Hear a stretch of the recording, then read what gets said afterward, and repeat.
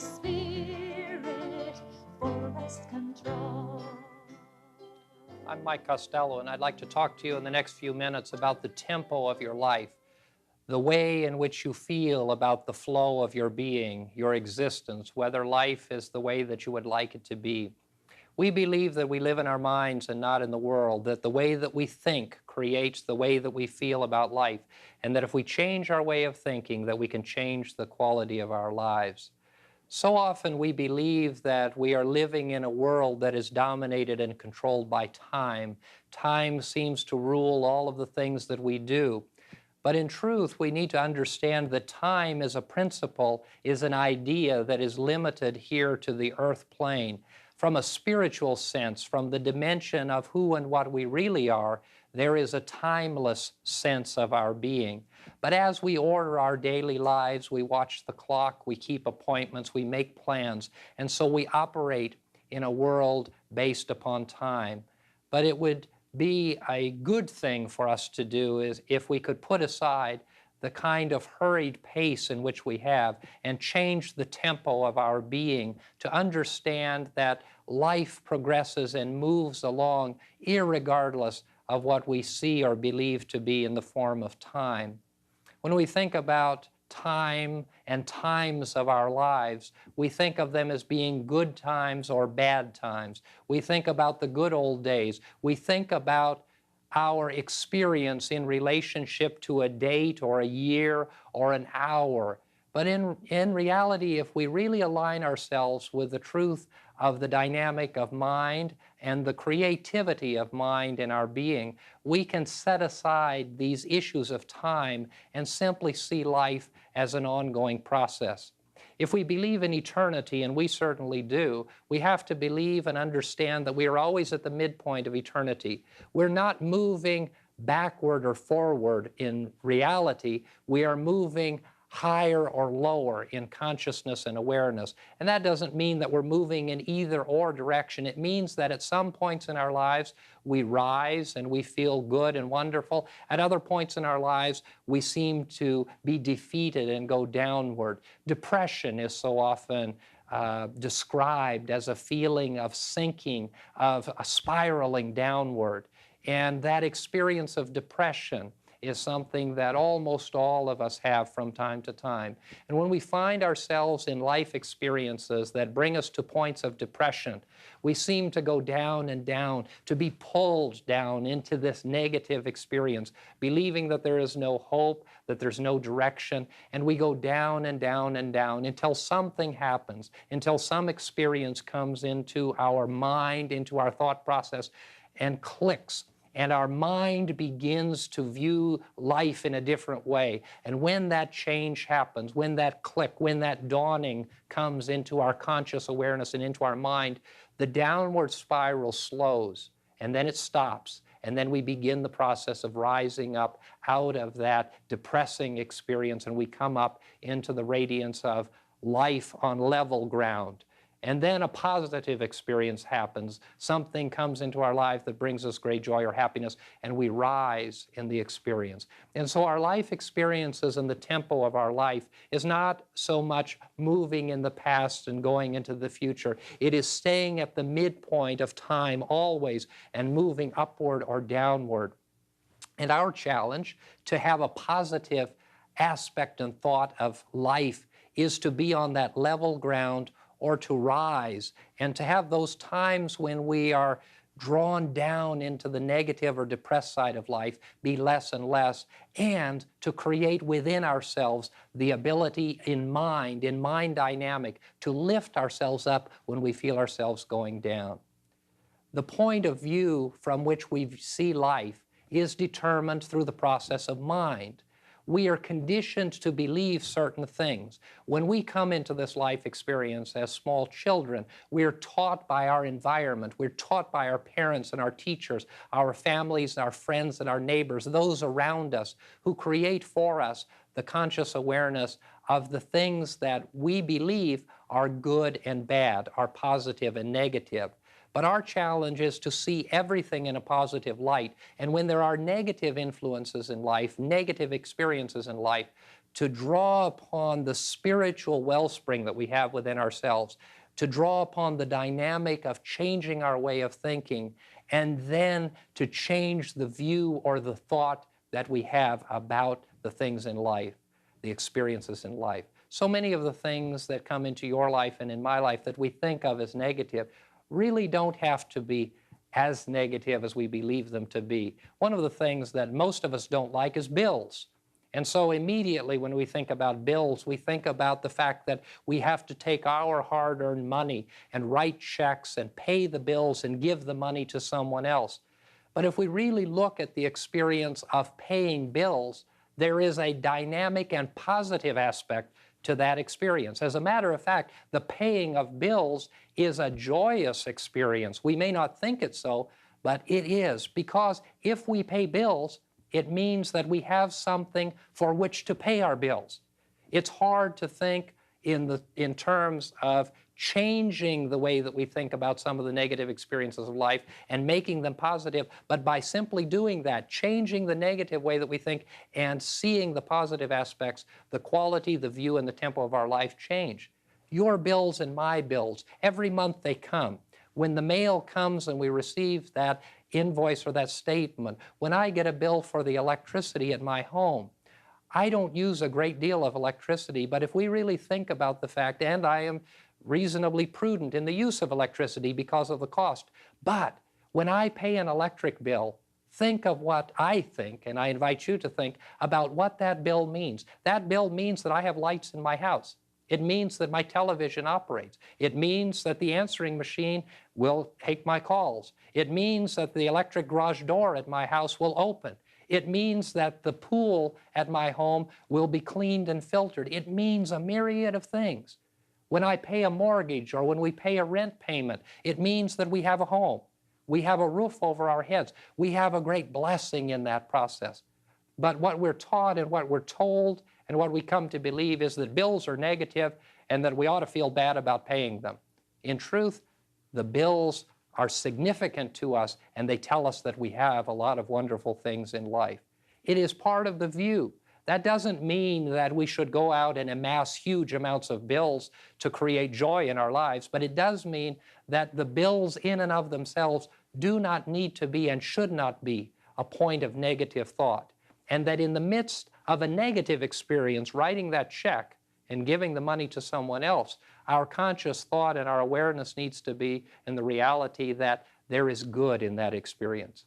There is something wonderful in that experience. When we look at our checkbook and there isn't enough money, we begin to think about lack, we begin to think about poverty, and our consciousness and our awareness and our mind begets and creates a poverty mentality. But if we look at the limit that we have in financial resources, we then are able to open our consciousness and our awareness to be guided and directed toward an inflow of resources. So when we don't have enough money, we then open ourselves to be guided and directed in ways in which we can earn more money, we can come into more prosperity and abundance, in the belief and the understanding that the universe is open to us when we open our minds to the reality of the abundance of God's measure and gift to all of us. That doesn't only have to do with financial resources, it has to do with all of the aspects of being, the way that we view life. We believe it is important to be in the conscious moment, to live in the now of where we are. At this very moment, you are listening to me. At this very moment, I am talking to you and creating this videotape.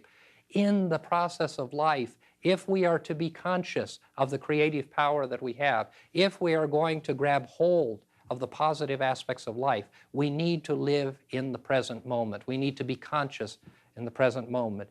So much of our lives are spent thinking about the past or thinking about the future.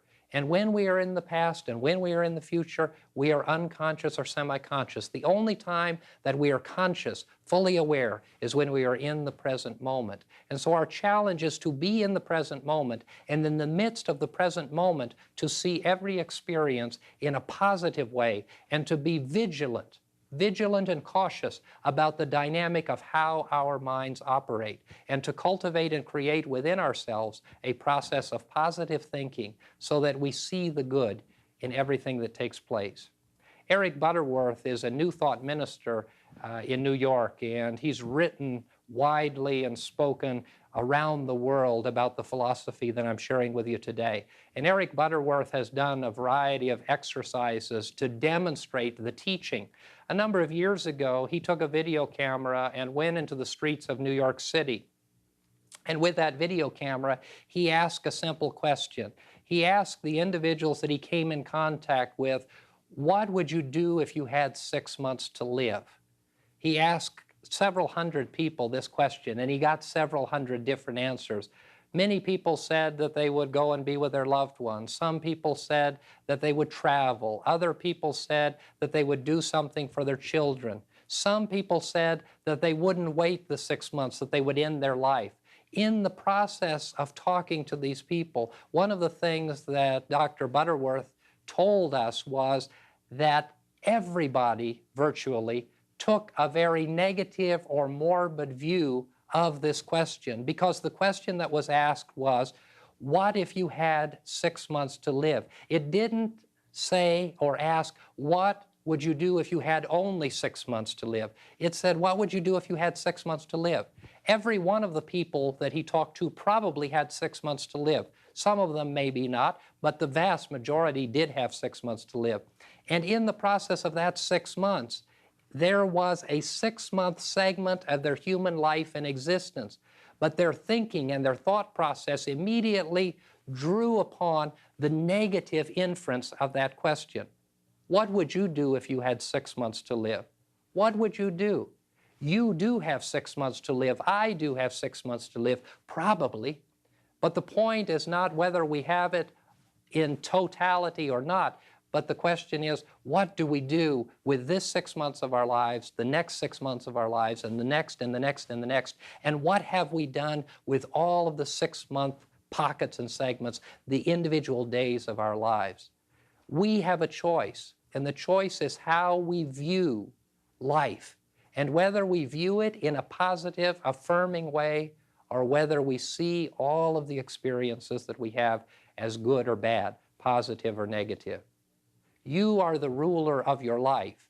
It is up to you to become either a ruler of life or to become a slave to the circumstances and situations of daily life. And life gives you a choice. Infinite intelligence gives you a choice. God, in His wisdom, has placed us in this experience of life with the magnificent creative resource of divine mind, of positive creative thought. And with that gift, with that empowerment, we have the ability to see life in a new and different way, and to see each and every experience as an opportunity for victory and overcoming and for dealing with that which has come into our existence. What is the tempo of your life? Is your life a positive, affirming, and joyful tempo, or is it a negative, defeated, and oppressive tempo? The choice is yours, and by changing the way that you think, you can change the tempo of your life. I invite you to live in the present moment, to be in the conscious moment of where you are. Perhaps where you are is not where you would like to be. Perhaps you're dealing with illness, or poverty, or limit, or lack, a broken relationship. Perhaps you're at a happy, joyful time in your life. Wherever you are, the way that you think about the circumstance and situation will either empower you or defeat you. And by changing your way of thinking, you can change the quality of your life. We live in the world, we live in our minds and not in the world. And we need to be aware of the fact that the dynamic of mind creates the fiber, the tempo, and the reality of the life in which we live. We believe in prayer as a centering force, as an ability to heal and draw people together. So we'd like to invite you at this point of the program to pause and join with us in a moment of reflection. Eternal God, we gather our hearts and minds together in the tempo of your divine presence, and we connect with your infinite light and guidance. We see the positive aspects of this life, and we choose to rule and have dominion over our thoughts. and to join with you in the creative ability that we have to be the good, perfect, whole, and healthy children you created us to be. And we pray these things in the name of faith, in the name of hope, in the name of love. Amen. Those were wonderful reminders that you gave us of living in the now and the importance of our thoughts creating whatever tempo we choose for our lives. Those were wonderful reminders. And we have to always remember that we do choose our own tempo, and we can go with the flow of life, the way our own rhythm, or we can fight life. And thank you for giving us such marvelous pointers. Yeah. And the choice is always ours. Yes. I think that's an important issue, that we choose. We think so often that circumstances and situations choose for us. We so often, in counseling and talking with people, hear people say, well, this is the way it is. I can't do anything about it. But we can always do something about it. We may not be able to do something about the circumstance or situation, but we can always do something about the way that we think about it. Yes, we hear a lot about giving your power away, and rightly so, because very often we give our power to others. We give our power to others if we think that life is a trap and we don't have any control.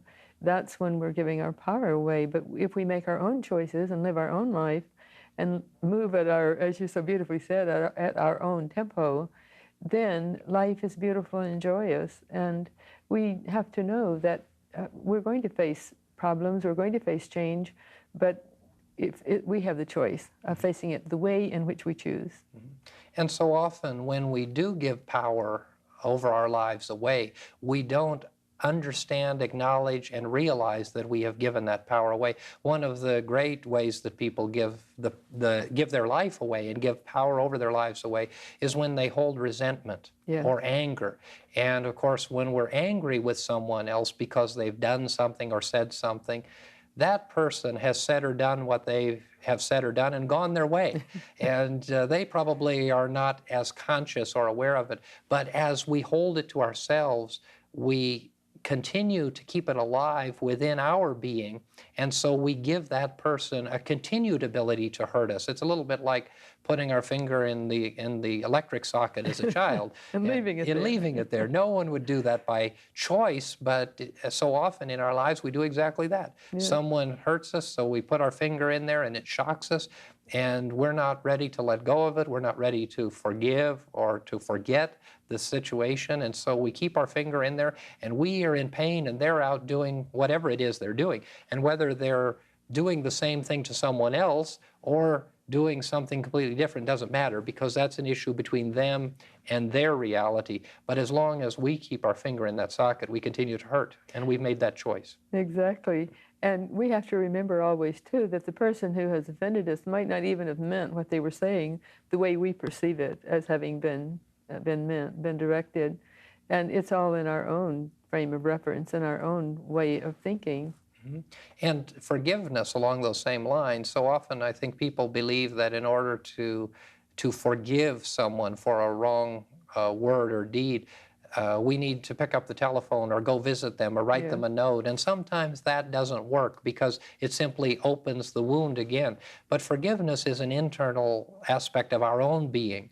And so as we forgive people, then perhaps the opportunity will come face to face to confront and deal with this person. But really, it's not something that we have to deal with them about. It's something that we have to deal with ourselves. To let it go. That's the key, just to let it go and let it be. And to know that it doesn't really matter in the long run. That's that person's opinion. And they have a right to their opinion. If that's the way they feel about it, that's legitimate. But we don't have to accept it the way they do. We don't have to accept their actions the way they've seemingly accepted ours.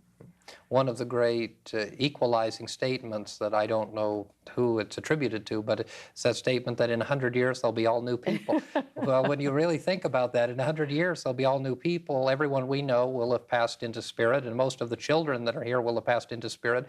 And the single acts of a life, or even some of the cumulative effects where we have people that have hurt other people again and again or for long periods of time, will have passed into the eternal maze of life. And so it really isn't as important as we believe it to be.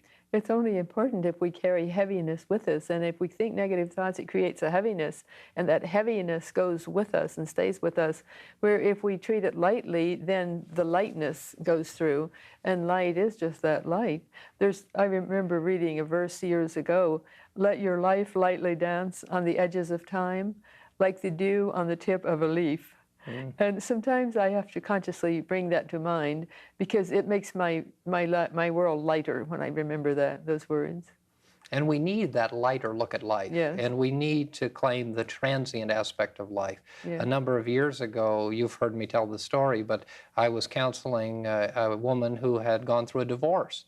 And it was a very bitter divorce, a lot of anger, a lot of hate, a lot of pain and suffering. And I had talked to her for probably 3 weeks, and we had gone through very meaningful pastoral counseling sessions. And she said something that made a question in my mind in terms of just exactly when this divorce had taken place. And I said, when did you and your husband separate? And she said, in 1961. And it was a shock to me because I'd been talking to her for these several weeks, and I thought we were talking about something that was relatively fresh. But she had kept it alive since 1961. And I said, where is your ex-husband? And she said, oh, he's remarried and he has a new family. So, but the process in her mind was not one that she could let go of. And because of that, it had destroyed her life, and a destruction that I thought had taken place for maybe months had taken place for decades. And what a waste of time and energy. And she probably wouldn't realize in this life, if she's not come to terms with it any sooner than that, what a waste of time she really was using. She wasted that time, and she gave total control of her life to this man for whom she felt great animosity and anger. And his life had gone on, and what he felt about her, I don't know, and it doesn't matter, but she had given control of her life over. And she had done that voluntarily. Now, she may have done it unconsciously. I believe she did. I don't think that she was consciously giving up her life, but I think that there is no question that she did that. It was a choice that she made, and because of the way that she thought about it, the entire event had a different impact upon her life. And when we think of the flow of life, then it's like her life had become a stagnant pool instead of a free-flowing, beautiful, light-filled stream. And I hope that your talk with her helped her to flow more freely. Unfortunately, it didn't, and I don't feel badly about it because she has to experience what she has to experience in life, and we all have to do that. And when I talked to her about it, it was clear to me, and we didn't continue the sessions. She did continue to come to the church for many years, a number of years, but I said to her that I didn't want to talk to her about that again, or that issue, until she was ready to begin the process of releasing it, because she felt that she couldn't, and she wouldn't. And so as long as she couldn't and she wouldn't, I could simply bless her and release her in that process, because really the process is one of her mind, unfortunately. I'm sure you've discovered that people come for counseling for one of two reasons. One, just to vent and and to keep saying over and over the negative, horrible thing that's happened to them, or they truly are seeking to make changes within themselves. And they realize that only they can make those changes, but they're seeking new avenues, new ways of thinking. And unfortunately, that lady was the former there.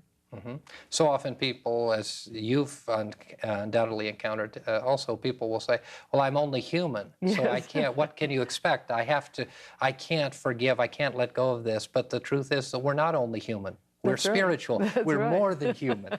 And because we are more than human, we are able to forgive and let go of circumstances and situations. But as long as we believe that we're only human and that our human behavior is in these boxes, then our life and the outpicturing of it continues. If those people who are troubled could just know that they really are a part of God, and God is truly a part of them, I think they wouldn't be able to hang on to the negativity because how could they?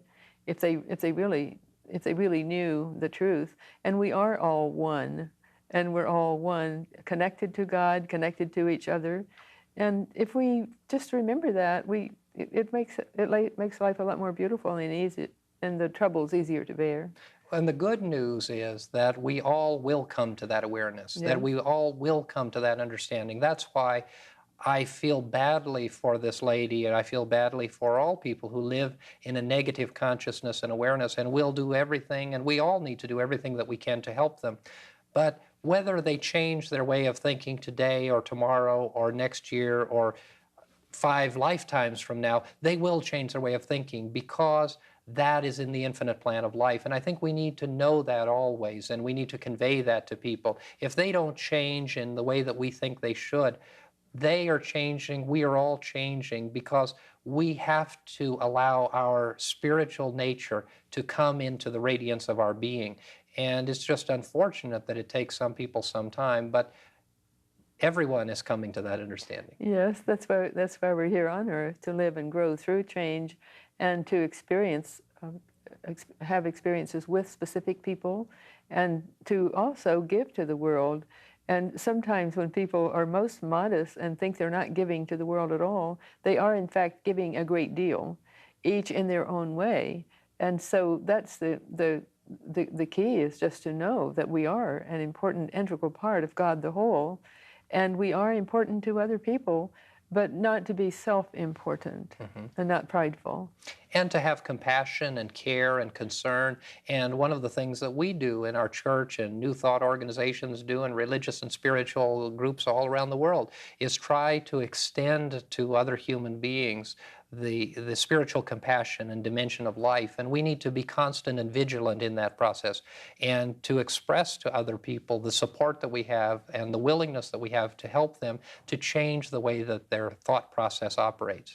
Yes, and one way we can change them and help them to change in a positive way is through prayer, and not praying for specific change for them, but just to pray for their highest good. Pray for light to enter into their life, and may their highest wishes come true.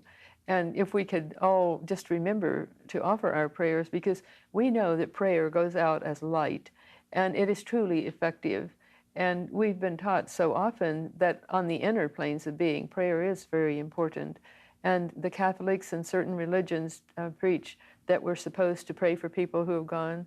Well, true we are, because they feel the light and the prayer and the energy just as much on the inner as they do here on the outer. But prayer can work wonders. But we always must remember to pray for the person's highest good, to pray for their wishes to be manifest. Prayer is the one thing, the most dynamic thing that we can do to help other people. And Reverend Freelander and I have enjoyed sharing with you these concepts and ideas for changing the tempo of your life and making changes for confident living. We look forward to seeing you next time. Such a blessing I can't define. Confident living helps me expand visions of value, the kingdom at hand. Confident living, talent to win, gift of the Spirit moves from within.